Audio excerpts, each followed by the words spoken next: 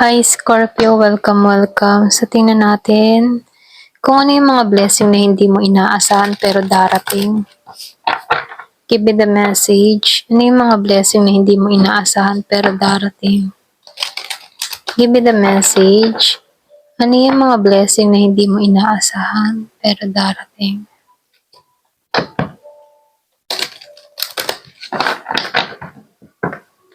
Give me the message. Ano yung mga blessing na hindi mo inaasahan pero darating?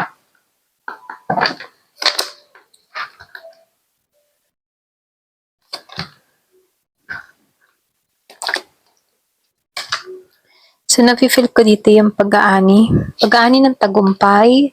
Lahat ng mga sinakripisyo mo, pinaghirapan mo, ng mga tinrabaho mo nung nakaraan, meron ditong bunga ng pinaghirapan, okay?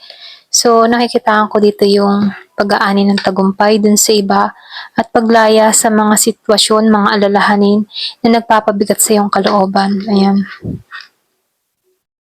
Yung iba sa inyo, meron ditong mensahe kang marireceive mula sa isang tao kung meron kang kadiling na Gemini, Libra, and Aquarius. Lumalabas dito, no? Meron ditong mensahe, merong magsasaad ng kanyang nararamdaman sa loobin sa'yo. Pwedeng ito yung tipo ng tao na tinatago niya yung kanyang feelings at handa na tong ilahad, ayan. Ilahad yung kanyang mga nararamdaman, kanyang gustong sabihin sa'yo, okay? So, lumalabas dito, very romantic tong tao na to. Ayan, merong romantiko dito. Kumbaga, mararamdaman mo dito na ligtas ka sa taong ito. Meron siyang hatid na good vibes. Kumbaga, meron tong hatid na kapayapaan. Excuse me. So, nakikita ko dito na pure to hangarin ng tao na to. Pagdating sa'yo, okay? So, mararamdaman mo dito na very special kang tao mula sa taong ito. Ayan. So, lumalabas din dito, no? Merong compass. Pwedeng sabihin na sa ibang bansa. Pwedeng mayroong kaibahan sa inyong dalawa. Pwedeng makilala mo to or pwedeng nakilala mo na to. Yung iba sa inyo, pwedeng kausap mo na to. Pwedeng mahabang panahon na kayo nagkakausap at handa na tong sabihin yung kanyang nararamdaman sa'yo. So, ganun yung energy ng taong ito. Yung iba naman sa inyo, nakikitaan ko rito, merong pagbabago na magaganap sa'yo. So, nakikitaan ko dito yung abundance na parating. Meron ditong masagana na tao or sumasagana. Kung ano man yung mga ginagawa, tinatrabaho, nagbibigay ito ng hatid na kasagana sa kanya. Patuloy yung biyaya na nararanasan ng tao na to. So, lumalabas dito, marami kang mga natutunan sa iyong mga pinagdaanan na kung saan hanggang ngayon, nadadagdagan at nadadagdagan ng iyong kaalaman. Okay, nadadagdagan at nadadagdagan ng iyong kaalaman dito. So, nakikitaan ko rin dito, meron lang ditong nakatingin. Very sneaky. Excuse me po.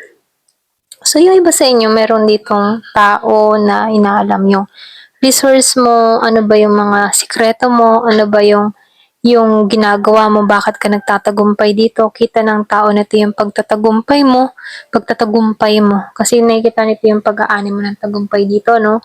So, itong tao na to nakatingin, nakasubaybay kung ano yung mga sikreto mo, okay?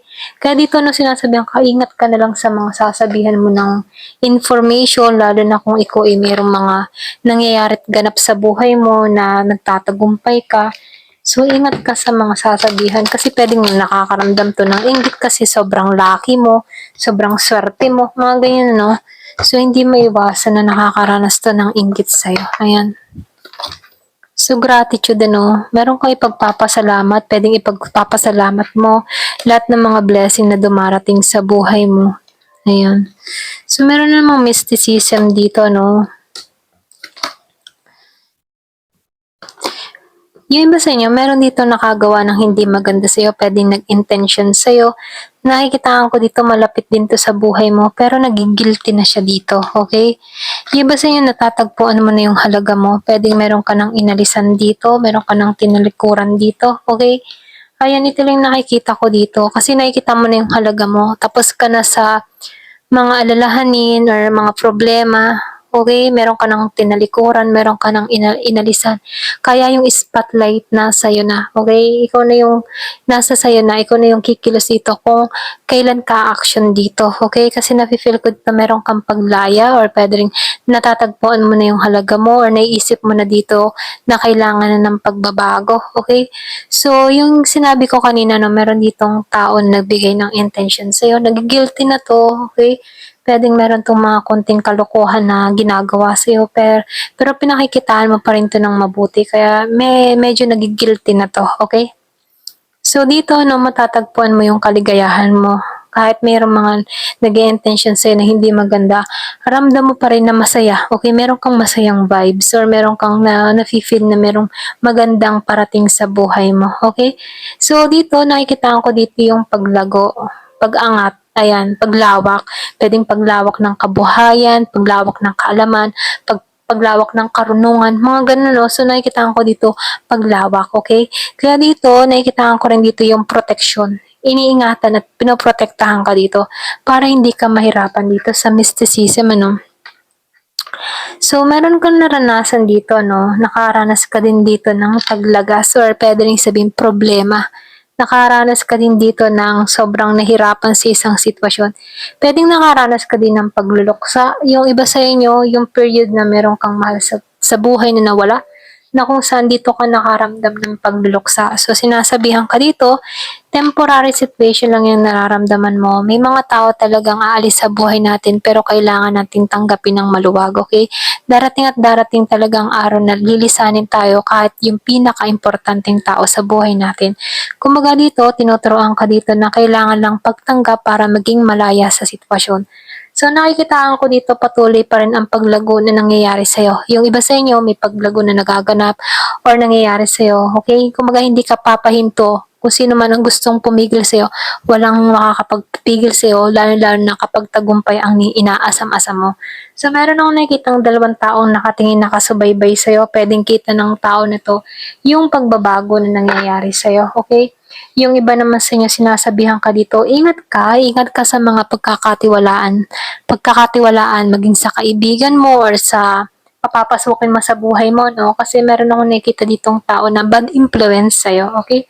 Iba sa inyo, no? Pumili ka ng mga kaibigan, yung mapapabuti ka, ganyan.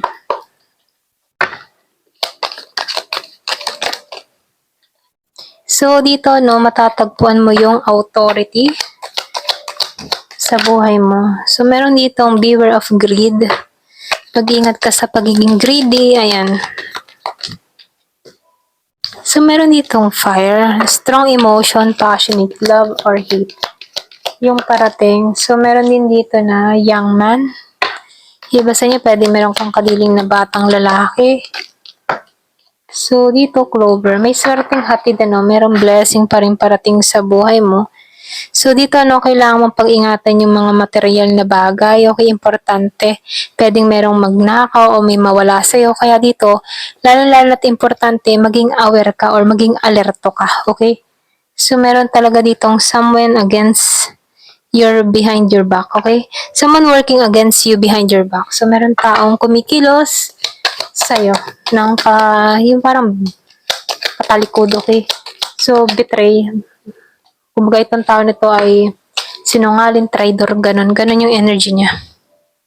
Defend yourself, kumbaga, pag-ingatan mo yung sarili mo. Talaga meron talagang gumagawa sa'yo, no? Forces working against you. Pero happiness ang mangyayari sa'yo. Kahit meron mga gumagawa ng hindi maganda sa'yo, kaligayahan pa rin ang magaganap sa'yo. Ito yung mensahe, magiging masaya ka pa rin dito. Okay, hindi ka apektado sa mga gumagawa sa buhay mo, ganyan. So, nafe-feel ko dito malakas yung faith mo or malakas yung pananampalataya mo, kaya hindi ka madaling maapektuhan. Talagang merong nawala sa buhay mo, no? Ito lang yung mensahe.